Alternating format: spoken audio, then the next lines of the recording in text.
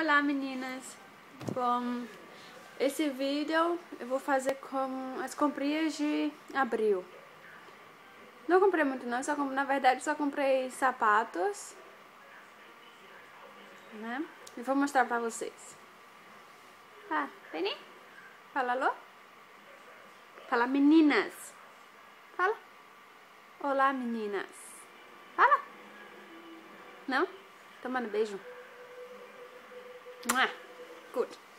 Vamos lá. Schuhe. Schuhe? Das sind Ja, das ist Schuhe com a mamãe. Calma aí. Então, a primeira é essa bota.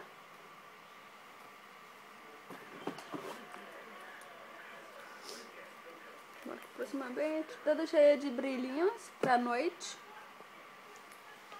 Ele tá querendo mostrar a outra. Já mostrou, Chats? Mostra. Calma ali. Aham. Fala assim aqui, meninas. Mostra. É bonita? Então vamos mostrar agora a outra, né? ganz. Hier, nur eins. A segunda é essa. É bem alta.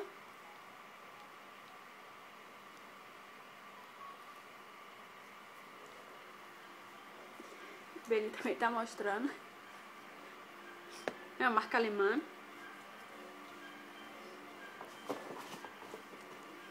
A próxima, Beni. E o último sapato. Esse é o primeiro sapato na minha vida. Primeiro, porque eu não gosto muito de sapato desse estilo. Aqui bota o pezinho. Mas é sempre bom ter um, né, dentro de casa. Sapato. A altura dele.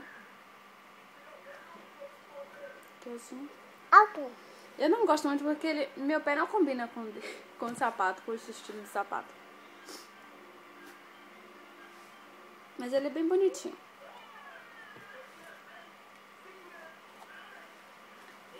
Então, é isso.